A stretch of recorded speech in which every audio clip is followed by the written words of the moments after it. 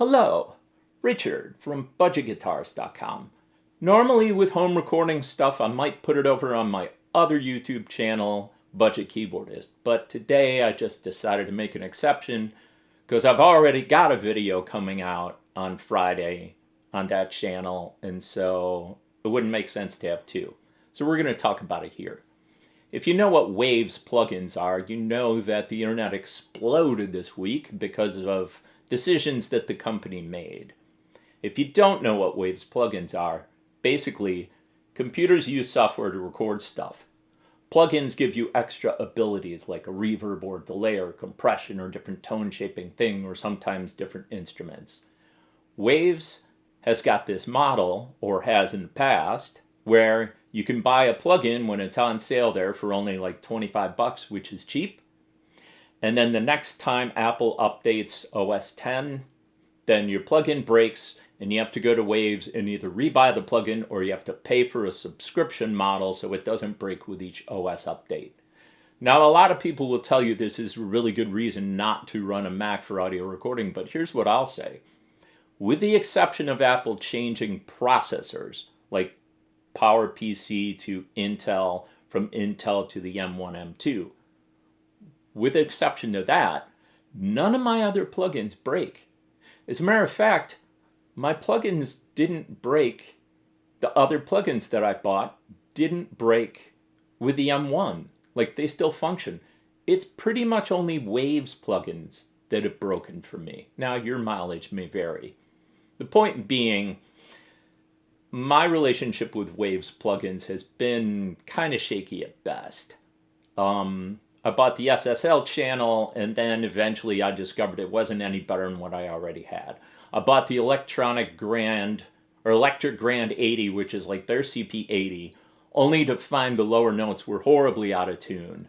I emailed Waves and I said, your lower octaves are out of tune, what gives? And they said, well, we sampled a real CP80, so that's what it really sounds like. And it's like, okay, I've got CP80 samples on this Yamaha keyboard here, they're not out of tune. I've got CP80 samples in the Logic Pro sampler. It's not out of tune. So I'm not buying that.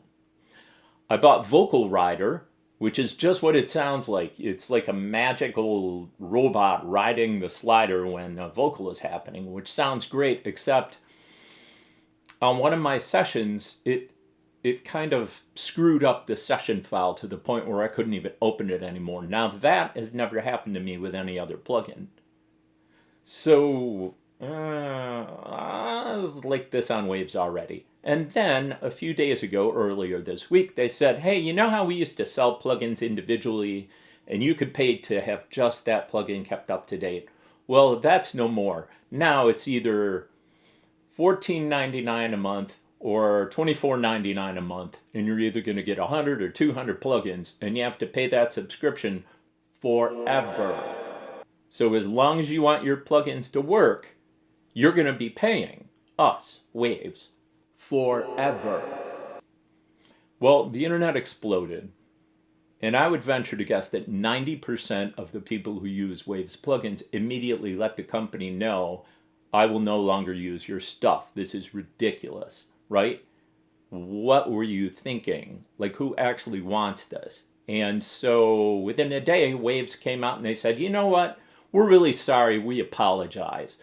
We're going to give you the new subscription models, but we're also going to have things the way it used to be where you could update like individual plugins. The thing is, the damage has been done.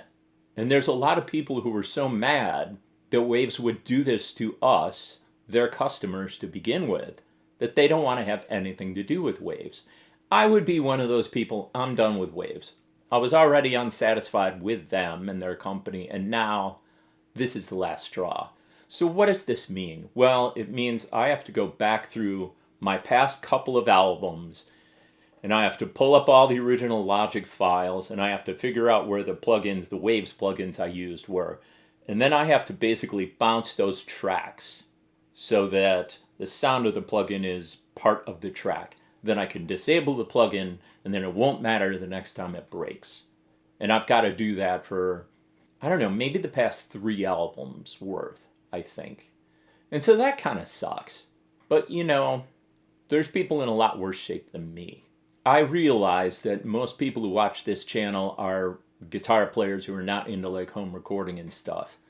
But I know that some of you also are into home recording, and I just wanted to put my opinion out there just like everybody else did.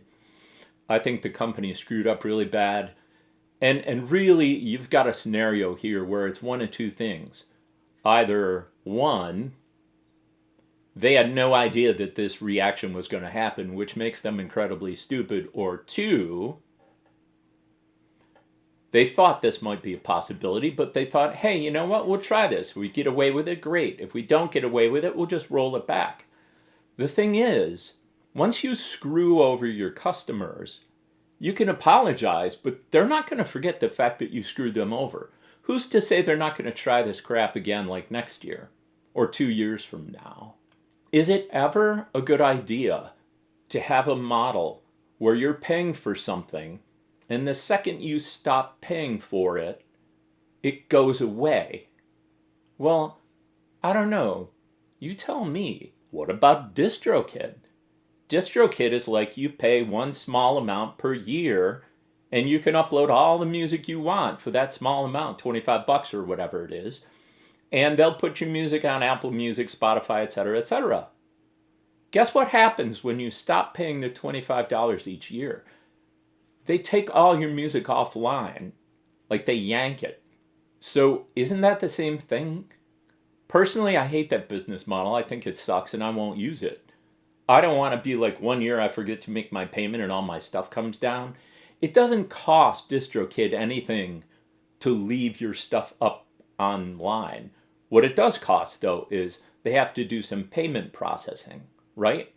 To be fair, DistroKid has a feature where you can pay extra money for each of those albums or tracks or whatever, and then they will leave it online forever or however long.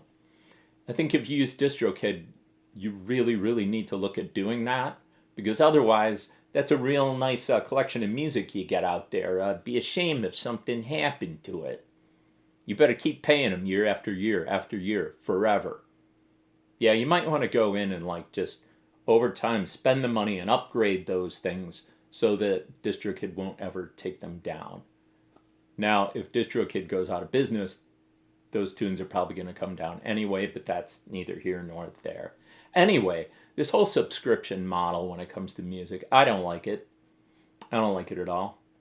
I like to buy stuff, and I fully understand that after 5 years of owning a plugin, computers and operating systems have moved on, and at some point in time in the future, I might need to rebuy it. I'm okay with that. Let me show you why I'm okay with that. See this screen back here?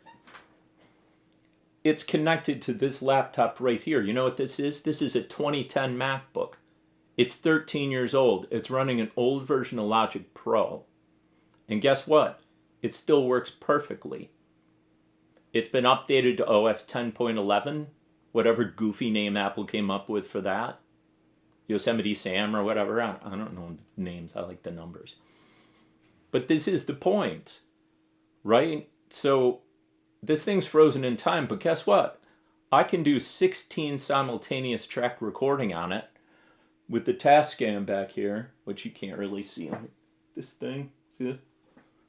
Right? So I like the idea of buying something once, and then at some point in time in the future, if I have to rebuy it, so be it. Programmers should get paid.